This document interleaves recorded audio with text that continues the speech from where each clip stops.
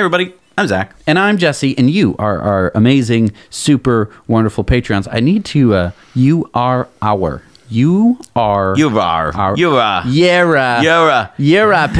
supporters. Yeah, everybody, ladies and gentlemen. That's a better way to welcome. When you get to this part of the show, we're just from New Jersey. Yeah, we've completely lost it. We've spent our entire weekends writing the show and getting it ready for you. So let's get into it. Let's talk about some stuff. So let's watch this commercial here. As you're watching it, I want to explain a few things because you might get complicated. So this little boy has not been left alone just for a second. His father's gone to get something, whatever, and he's a little bored, so he decides to get out of the car with his soccer ball and play against the car. Now, if you're watching this as I first did, you like, is this just metaphorical? No. This is Audi's engineer's idea of that the car could pull up against a blank wall, which there's plenty of in the world. Right. And when the kid stands in front of the car, of course, there will be no shadows because they've eliminated that problem. Right.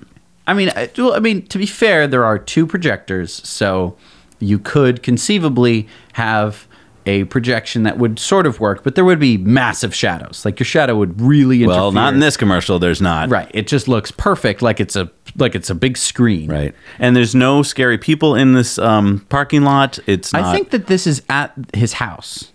Oh, I thought he was waiting for his dad at work. No, this is like at their house. Oh, he's got a big concrete wall that his mom doesn't mind him playing soccer against? Yes. Okay.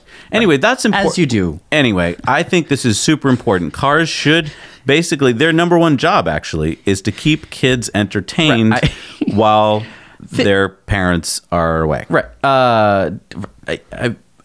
It's great. I will say that I like that the kid is having some exercise. That's good. He's not like playing some game on the inside of the car. Maybe it's a jab at Tesla's Atari mode or something like that. Maybe. But I would... The most important part of the commercial, I think, is the second half of the commercial. Well, he's driving home. Right. Or driving wherever they're driving. And it projects... And first of all, it somehow catches that there's a ball and a kid and all that. It identifies the ball like Terminator. It Right. knows that that's a ball and infers, I'm guessing, that there's a child that's about to enter the road. So it slams on the brakes. That's great. I'm not dissing that. It slams on the brakes and then it somehow... I don't know what menu you'd have to quickly go like, oh, hang on, I'll do the menu thing, hon. You know, where he shows like it shows that the child is safe to cross. I think the car did that. I think it stopped the car it automatically. Anyway, great. But then we get to the end of the video and it's a clone of the kid. His father's not going to pick up the twin brother. A duplicate? Like I understand the metaphor of like it could have been me. You are a father of a kid who plays soccer, and soccer balls often end up in the middle of the road, and that could have been your kid. But you don't have to make it your kid. I mean, gee, why don't you just shove that down my throat a little further? I mean, holy moly, could you not just... And here's the thing. If all these things can be made to happen, I'm totally in favor of it. It would be very cool. If they're actually doing that. But here's my bigger question. If you can make this happen, why can't you make an electric car happen that's as good as the Tesla? Is this on the e-tron? I don't even know. I don't even know what car it's on. I think it can be on any of the others. It's just a concept, right? Just like a lot of things that we see from Audi and, that sounds and other car manufacturers said these concepts. But then, yes, I want it. Great, let's do it. A car that you can play soccer with and that saves you from hitting kids. Great. And the other part here is that if the car is making the decision to let the kid enter the road, this is like the perfect scenario for this thing, right? Because if it's broad daylight, the projector isn't going to work. You're not going to be able to see it. Okay. But it's at night on a road with no other cars. Right. If there's other cars, I mean, first of all, they're all going to have to slam on their brakes as well, which is fine. You'd have to do anyway. You're trying not to kill children. Right. But then you're going to have to assure the safety of the kid to be like, enter this roadway. You know, like if there are other cars that didn't see I totally suddenly slam into, right. I mean, it's always perfect There's situations. another, I see another cautionary commercial where the kid enters the road and some big bus slams into the back of the car and it goes and it kills everybody. If I was on the board or like VP at Audi and they brought me this commercial, I'd be like, do you have so much time on your hands and so much budget that you can make this video? If you do, shut that department down and put that money because at you're Tesla, all fired and we're going to pay somebody else more. At Tesla, Elon just tweeted out that they didn't have time to do some other mode on the car, right? What mode was that? The party and camper mode. Party and camper mode, because they're busy working on Sentry and dog mode, right? It makes a lot more sense. You're protecting the car, which is part of what you want a car to do, and protecting the dog, protecting your dog, which, wow, that's really nice. So if they can't do two things at once, right, then why can Audi be working on this separate technology? Right. I like the crosswalk thing. I do like it. I think it has such limited applications, but if that's all they brought forward, I'd have been like, very cool.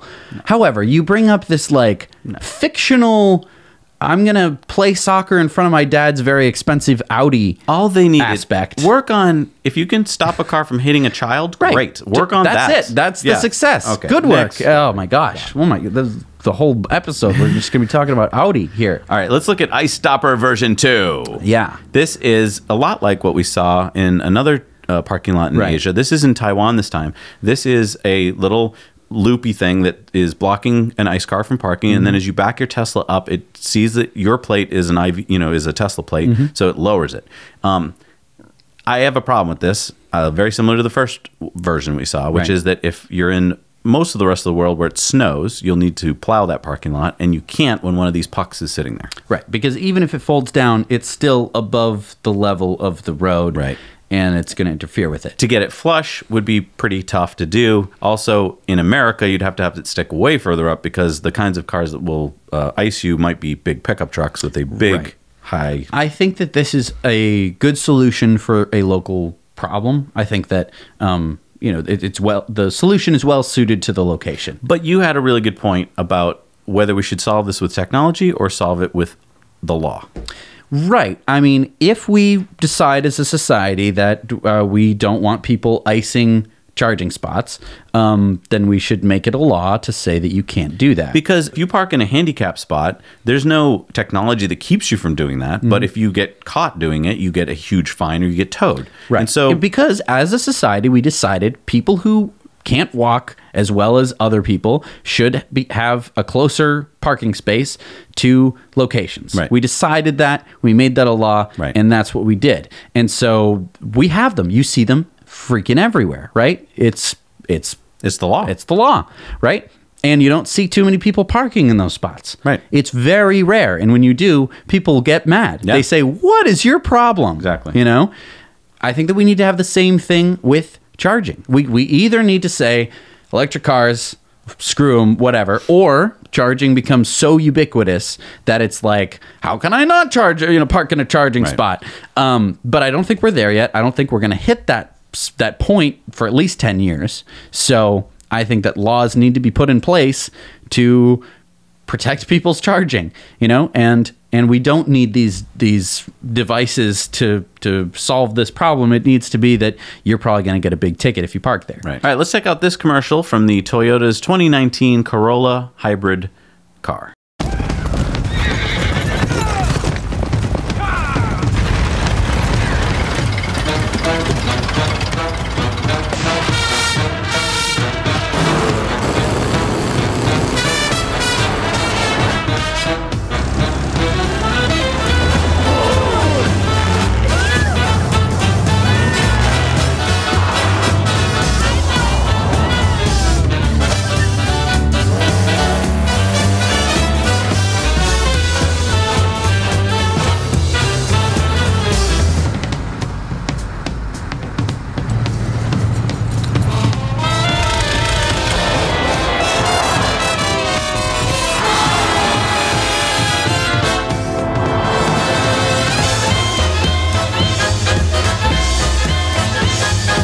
Don't get left behind. New Toyota Corolla self-charging hybrid. A couple things that irked me. One is that almost every car it passed, I liked better than the Corolla hybrid. Right. Even the like Ferrari that was on the tow bed, Right. still like, oh, that's cool. Even if it's just sitting in my garage, that's still cooler than a Corolla. Right. I mean, I don't like The this hot design. rod was cool. The mobster car was cool. Even the horses were cool. You know, all of these cool cars. I get the message that they're trying to push here, that you're driving past it because you're better than it. Now- and I would be cool with that. Hey, listen, I would be cool with that, except that then it passes this guy charging his car. Right. Yeah. Now, did you choose a desert because that's what the Earth's going to look like, or because you're trying to send a message that this is better for the environment? Right. And, And you notice at the end, he's driving towards this like futuristic city with this like Right. weird tesseract thing going on. Yeah. Like, so you're saying that this is the future. Hybrid technology is the future. Right. Toyota. yeah. Really? Yeah. It wasn't a Tesla parked at a charger because he would have already been in the city. Right. Yeah. Yeah. They pick on some Yeah. made up car. Right. And then they say, "You cool, don't get left behind." Oh, okay. But I mean, and then they say it's a self-charging hybrid. Yeah. What? What the? Oh, we can't say that it's gas powered after we showed it's driving past all these gas cars. What are we going to call it? What powers it? This is at the marketing meeting. Yeah. Okay, so at the marketing meeting, it's like, okay, so what You powers have the a hybrid? bunch of marketing executives who are just like, how can we sell it? How can we sell it? Wait, so it's powered? How does it charge? It's How does- powered by gasoline? No. It's powered by it powers. Who put the gasoline there? No, I think that they don't know how it works. I think that they just thought that it powers itself. Yeah. It It's self-powering. perpetual motion. I mean, okay, so what powers the electric motor? It does. Great. The car powers it? Excellent. We'll call it self-powering. It's just so I know. so lying. I know. You're lying. It just keeps everyone so misinformed because if you watch this and you don't know much about it, you think, oh, it's so high tech. and listen, if it was like, hey, I'm going to buy a car and it's going to be between any of the cars that they were driving before in the commercial and this Corolla. Hey, the Corolla's a hybrid. That's nice. So if they just left out that freaking half-second scene, they would have saved themselves probably like $250,000 in production value because they would have to like get a charger, and they wouldn't have made me mad. Think of that next time, Toyota. Yeah. All right, let's check this ad out from Polestar. I'm sorry there's so many ads this week, but I think it's like... That's how we inform ourselves nowadays. Yeah. Just ads. Just this season, I guess. All right, let's take a watch.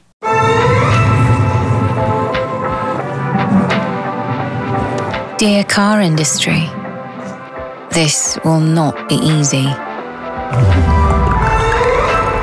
Look at us. Is this what we've become? The things we share are all too rare. The times we find common ground are all too seldom.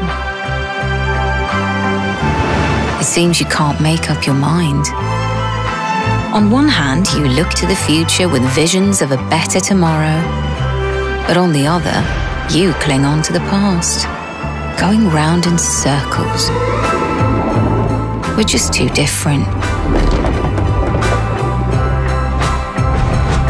Everything has its time. Everything comes to an end. Promises won't work anymore. Things need to change fast. So from now on, we have to go our separate ways. Sometimes, it's time to move on.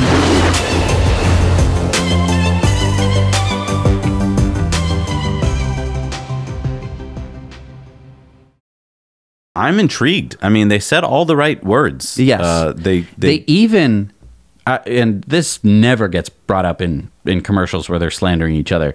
They brought up these like concepts, these out there concepts, which to me is like, yes, I keep seeing all these cool concepts that I want. They're like, this cool, like we've been seeing them for years. They're like, oh, this cool, fully electric concept vehicle. It looks so cool. And then they either bury that under the rug, or they keep saying, we're going to make it in 2020. We're going to make it in 2022 or 2025. And it's like, okay, please make it now, though. Now, Or they come out with the car and it looks completely different. Right. We don't know much about the Polestar 2 because we've only seen like little snapshots. Right. Polestar is owned by Volvo. Volvo is owned by Geely. And Geely is from China. Right. So we have the right. So Polestar is its own brand. Yes. Okay. So basically, they're getting away from any known brands, made a new brand. That's great. My big question here, February 27th, what are we going to see in this car? Like, is it going to be their first actual BEV, or is it going to be an electrified? Hybrid. I have because this sounded like fully electric. I have the highest hopes for the Polestar. It's been Polestar 2. The Polestar 2. It's consistently sounded like the most compelling car to date. It just seems like they were approaching it from the right direction. This is exciting. But I haven't seen any of it, so I'm very excited about it. I'm intrigued. This commercial is hitting all the points that I wanted to hit. It is a little ironic that it's owned by Volvo, but I know that Volvo has said that they are going to be moving in the right direction. That is the electrified direction, which doesn't make me super happy, but I understand that they can't completely move in the right direction. Volvo never killed an electric car, so I don't have that personal vendetta against them. Just in case you were wondering, like, well, it's the same thing what like Ford or GM is doing. That's a completely different story. As you probably know, because you watch this show hopefully every week. If you're new, welcome. Thank you so much for supporting this channel. We're going to do the Model 3 tip of the week. In fact, we don't have to do an intro for it this week because you already did it for the show. So that's all done. I made sure of that. Nice. So right now, you'll be seeing the Model 3 tip of the week. Let's check it out. How this $30 piece of plastic could prevent your car from being broken into. Next on Now You Know.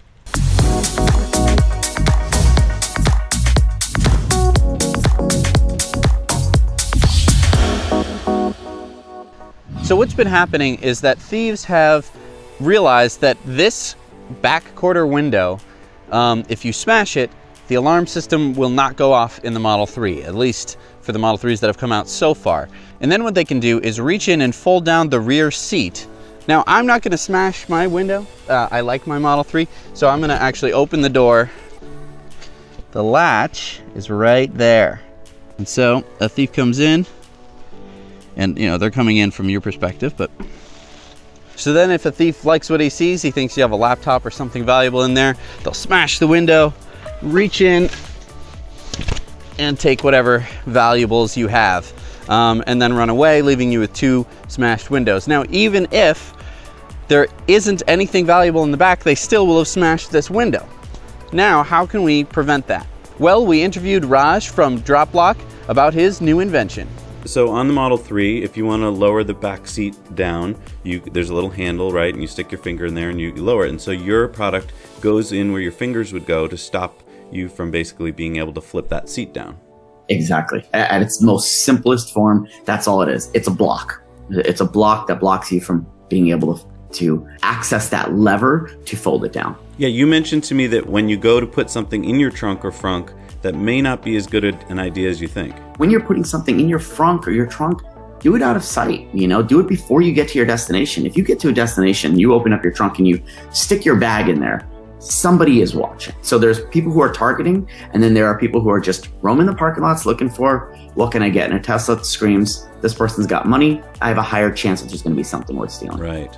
Now with your product also comes a sticker. What does that sticker say? So you'll see there's a little lock symbol and it says seats locked. That's it. It's meant to go and be black border around the triangle window, but people can put it wherever they want. If you want to put it right in the middle, we understand that, you know, the sticker choices and how people want it. Some people want a big round sticker. Some people want, you know, small stickers or no sticker or a sticker from the back. There are multiple options. This was kind of a thing that we just said, hey, you know what, to really help to hopefully they don't break the glass, let's throw in stickers as well. And so, and they're actually vinyl, so you actually scrape them on. There's no border, so we tried to make them as clean as possible. So hopefully that helps the glass not from being broken. And I just want to point out, I mean, you did this because you saw a problem and you came up with a solution. And I think too many times people in comments and stuff are quick to say like, oh, it's not going to work, or you could have done this. And it's like, you did something about it and you're actually shipping the product, which congratulations, because I mean, you had to do a lot of work to do that. The other thing that's really cool to me is that without 3D printers, this product probably wouldn't be here, right? Right, exactly. This is all brand new for me, right? I studied business and advertising and marketing, but, creating a product, shipping a product and selling a product is all brand new. So I'm learning from the ground. And I think that's the most important part is I wanted to have full control on it because, like you said, it is something that was meant to not be a mass market solution and become a multi-millionaire. I'm not going on Shark Tank, right. But, it's to solve the problem. And so I wanted to have kind of full control on it. And so every package is done in home. I've got my wife doing part of the assembly line and, we're packing, and that's part of the fun about it, and getting to know, I've gotten emails from several people, hey, really excited to get the product and this and that. So that's been really good. And I can't wait to see, people have the sticker on their window or see them using it. So that's awesome. I mean, it's really exciting that we live in a time with 3D printers and social media and the internet. So you can do. I mean, your store is online, right? So where can people find this product? GetDropLock.com. All right. So the way it works is you have this little piece of plastic, and you're inserting it right in the latch there. So you pull it up. And it goes in just like that. So your seat stays upright, but now you have this little piece of plastic in there. So if I try and open the latch, I don't really have any purchase. I mean, I could definitely ruin my fingernails trying to open it, but I don't think it would even work. All right, so now I have my rear seat perfectly secured. No one is gonna be able to break that back window and be able to see what's in my trunk. How hard was it? Could you have gotten purchase on that if you really wanted to? I don't think so. I mean, if we come back here, all right, so if I reach in here and I really try, and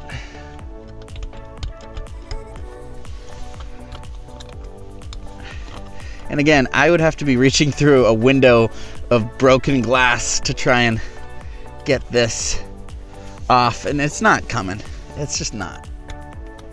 I mean, I've got my fingernails dug in there, and I can't lift it at all. There's no way. Now, you might be wondering, Jesse, how am I supposed to fold down my back seats if I need to put a canoe in the back or something like that? And there is a way to remove this, but it's a secret, and we're gonna keep it a secret. So I will say that there is a way to remove it. I'm gonna test it, and I'm gonna tell you how hard it is to do. But just for all those thieves watching out there, watching you. All right, so now we're gonna see how hard it is to remove, and I will be right out with hopefully the drop lock.